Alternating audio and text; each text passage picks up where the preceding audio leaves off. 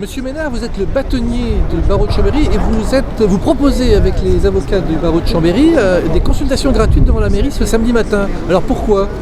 Oui, je vous le confirme. Donc, nous avons organisé des consultations gratuites auprès de tous les justiciables devant la mairie.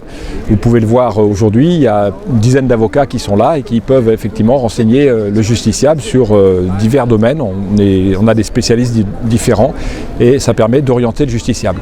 Alors, cette manifestation est un petit peu exceptionnelle. C'est parce que depuis maintenant 2 mois, nous sommes effectivement en grève, que nous n'avions pas donné de consultation du fait de cette grève. Donc, nous ouvrons à nouveau ces consultations, malgré le fait que nous sommes toujours mobilisés sur la réforme des retraites. Alors comment ça se passe quand même au niveau du barreau puis de la justice, le fait que les dossiers ne soient pas traités là depuis plusieurs semaines, comment ça se passe sur Chambéry ? Alors, les dossiers sont effectivement renvoyés, sauf certains dossiers particuliers, notamment quand il y a des notions de liberté en jeu, ou des dossiers dans lesquels le temps, déjà les longueurs de procédure font qu'elles sont déjà très longues, les dossiers sont renvoyés.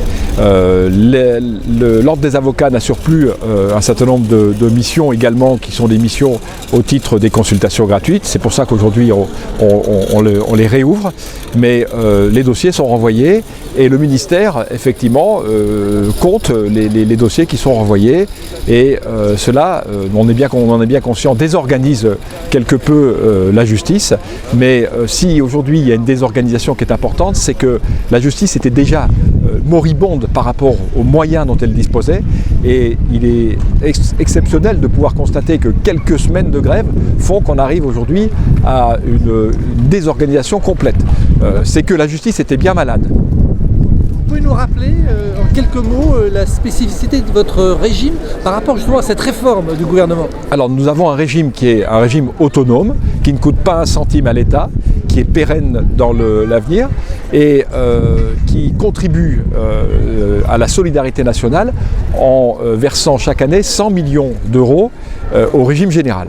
Donc ce régime est un régime qui marche très bien, qui est fonctionnel, qui est même bénéficiaire, et on veut aujourd'hui casser quelque chose qui fonctionne. On veut le casser pour des questions de principe. On nous dit, c'est par principe, tout le monde rentre dans le régime général. Mais ce principe a un coût, et ce coût, il va être répercuté sur les avocats, parce qu'on va doubler les cotisations des avocats pour leur proposer des retraites qui seront moins bonnes. Donc là, c'est quelque chose qui est totalement inacceptable et qui est totalement injuste. C'est la raison pour laquelle on est mobilisé. Nous avons eu quelques propositions du gouvernement. Il a quand même fallu attendre 8 semaines pour que ces propositions soient faites.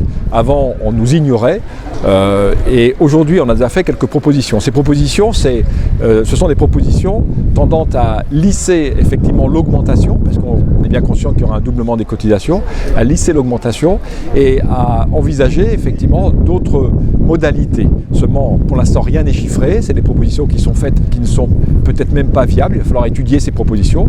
Donc le gouvernement a demandé également à M. Perben, qui est l'ancien ministre de la Justice, de faire une commission et d'examiner un petit peu ces éléments. Donc nous sommes toujours en discussion. C'est la raison pour laquelle la mobilisation va continuer. Merci beaucoup. Je vous en prie.